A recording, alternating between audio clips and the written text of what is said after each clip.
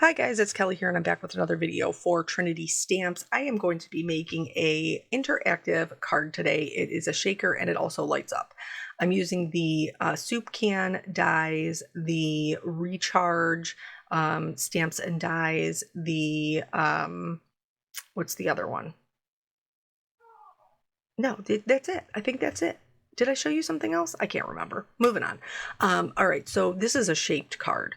So I am cutting out the shape of the soup can, and then the recharge. Oh yeah, it's the super die set. That's the main one we're using. What's the matter with me? And so I am going to be doing some die cutting and some ink blending on my die cuts to turn my little soup can into like a D-cell battery, which is super cute. And then the recharge stamp set has like the little flashlight in it and a battery that you can use, but all of the sentiments kind of work really well for this one too. So I'm cutting out, this is going to be my frame to house my shaker. I'm cutting that out of black, and then everything else I am cutting out of white so that I can do the ink blending with it. Oh, except for the little smiley face. There's like a little smiley face and like a little plus signs and stuff that you can cut out to make a little face on your card. So here, this is funny. See what I'm doing here? See how I left that die cut sitting there and now I'm putting my other paper and then my die cut right on top of it? Why am I doing that? Good question. Don't do that because I am going to I am going to cut right through my frame. So you guys know how cheap I am. And then I had 2 pieces of black cardstock that I cut that right out of because I had to redo it. So here I am redoing it. But anywho, so this is actually going to be my husband's Valentine's Day card. And so he always makes comments that like he never gets fun cards. So here, this one not only lights up, but also is a really cute shaker. And so I'm using this. This is the clingy craft mate. So this is Trinity. This is new from Trinity Stamps. This is the Clingy Craft Mate from Trinity, and it is basically it's a grip mat, a photopolymer grip mat. So it has a piece of acetate on the front, and then it has a piece of acetate on the back. I like to leave the back piece on because then I don't have to worry about it sticking to my work surface. I can just move it around as I need to. Now, some people would like to have it stuck to their work surface, and that's totally fine. So for my back piece, I am doing some ink blending with Hickory Smoke for the back piece, and then for the top, like the positive portion of the battery. And then for the background of the shaker, I wanted to bring in some black soot. Now, originally I thought I was going to do like a whole highlight thing. I did not do that. So truly, I could have just cut this out of black cardstock. You know, when you know better, you do better. And I'm just being honest. So for the pieces up top that are going to create our battery, I am shading it with some yellows and some browns to create like that gold kind of like Duracell battery look. So I started with mustard seed and then moved to fossilized amber. Now I'm using some brushed corduroy. And you can see I'm adding it kind of to the outside edges to create that center highlight, which is going to make it look golden. Alternatively, if you don't want to ink blend them, you absolutely could just cut them out of gold cardstock. And then the last color I did was ground espresso. And then that way I can just move my way back through these colors to the lightest color. And it really does start to look gold once you start to kind of build up those browns. And the yellow just makes everything a little bit brighter. But like I said, you could use gold cardstock. That's fine. You could also color this with markers and get gold. For my little red heart, which is going to be my little indication, my little push button, I'm going to use the candied apple. So here I wanted it to glow, but I need an area where the cardstock is open in order for it to glow from. So I'm using the die for like the positive part to cut that out of its base piece. And then that way I can cut out a second base piece out of vellum, which is going to help diffuse the light, to put behind that. I also cut my acetate out of the background, the full background piece. And then here I did have it stuck a little bit. I tried doing it on my, like on a cutter mat with the X-Acto knife, but I wasn't able to really keep it straight. And so it was just easier for me to get in there to do scissors. You can do whichever one works for you. Sometimes acetate doesn't cut all the way through. Doesn't mean that you're doing anything wrong. Try pushing it through at an angle or with a piece of cardstock behind it to help it cut. So then I also have the same thing here now with the base of the top of the battery that I have to cut that hole out of. And honestly here, I'm using the smaller one because I was like, well, I hope that'll be enough. But really it was honestly just because I was scared. I was just being a little chicken because I didn't know how the thing was going to cut out. So I tried it one way first. That was a little bit smaller. That did not work. I did eventually go back in with the correct die, the correct size die for that positive piece, and then die cut that out. And then now I can stack them vellum first and then the two die cut portions on top, and it will give me an area for my light to shine through. I chose to use a one light from Pear Blossom Press because I just need 1 point of light. They have a bunch of other ones like the little twinkle lights and stuff that have a couple of different lights on them, but this one's going to work just fine for my needs here. So now let's start to build our shaker portion. You could do both of these like I did. You could use one or the other. You could make it a fun little shaker and that would be cute, or you could make it a fun light up card and that would also be just as cute by itself. So I'm using some rip and stick tape from Trinity around the backside border of this to stick it onto my acetate. So this one's really easy because it's really malleable. So I just stick it and tear it as I go to get the shape that I need. You know, the soup can, which is now our battery, right? Has that rounded bottom edge, and I didn't really have any issues with that. So I'm going to stick this onto my acetate, and that's going to create the lid for my shaker. And then I'll be able to build that up with the foam tape. So there's a couple of different ones that you can use. This one in particular is from scrapbook.com, and I think it's the 3 millimeters thick. It is double thickness, but it is a little too wide. So I'm having to cut that in half.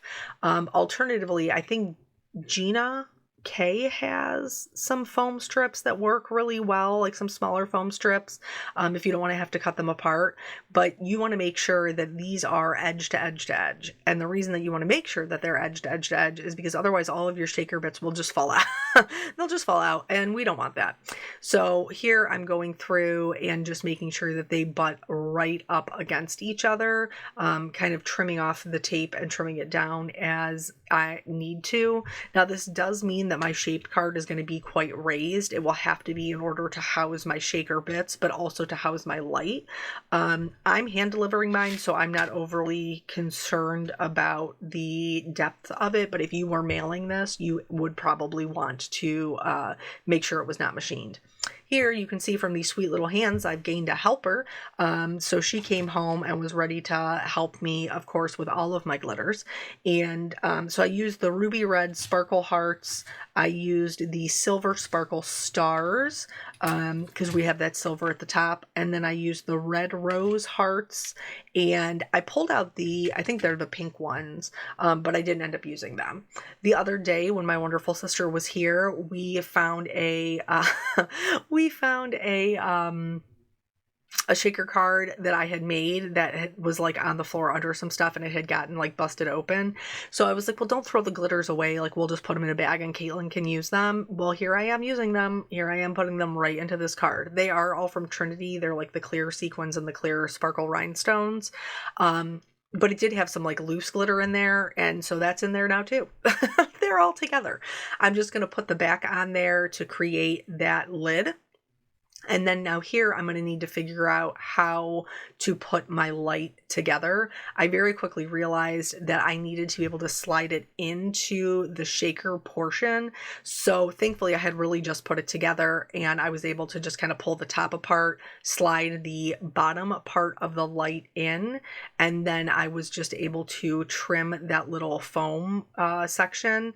So it was edge to edge with the light, but there is a little bit of a gap. And I didn't want my shaker bits to fall out of the gap. So I just took that same like pre-cut kind of piece of foam tape, and then I am trimming that, and I'm just going to use my tweezers to shove that right back into place, and now it is edge to edge to edge again, and none of my bits are going to fall out. So now I'm going to add my adhesive to glue this down to my card base. I'm just going to line it up so that there's an even white border, and then does anybody make an interactive card that they don't constantly like play with the shaker part or play with the light? Because I am always just playing with it. So here, this top part of the battery does need to be lifted up by the same amount of foam tape so it is flush and everything looks like it goes together. So that's what you see me doing here. I can't have the foam piece across the middle because I need that. It will block the vellum. It'll block the light from the vellum. So I did have to move my light up just a little bit. That was no big deal. I just scooted it up, and then I laid my foam piece down. I didn't smush it down. So I was able to pick it back up and then cut it on the other side so that there was a gap in between. I'm just going in here. Oh, there's my little helper. She's also likes to play with my interactive cards. I'm just going in here and putting it right onto the foam tape. But if you're worried about needing a little bit of wiggle room, you can put a little bit of liquid adhesive down first. This is the piece that we cut out. I'm going to slide that behind so that it still appears to be gray, but with the light there, it won't fit perfectly. So I'm just going to trim off just a little bit of the edge so that I can tuck it in, because when we're looking through that vellum, I don't want to be looking at the yellow or the white. I want to be looking at the gray that matches the rest of the battery that we've colored. And then I'm going to glue the top to that vellum piece, and then all of it will get glued to the top of the battery. And then that little top piece, like that extra layer, will get glued to the vellum. So the only part that's actually showing of the vellum is the middle section. And that's going to let the light shine through and match our little sentiment. So when they push the button, the battery turns on. Here, I did realize that you could see just a little bit of the yellow. So I'm going in with a gray, and just knocking out that edge just to kind of clean it up and make sure everything looks and flows really well together. Then for my little face, like this is so cute. This is the little face it comes with, right? It's adorable. And my little heart is going to be like this little sprig of hair right up there at the top, but it's going to be my push button. But because of my sentiment there, I couldn't, for some reason, I just could not get that lined up. I did slide a little bit of piece of foam tape behind that, by the way, so that it was nice and secure. I wanted to do the heart, but I needed it to be an indication that they should put, like, that he should push it.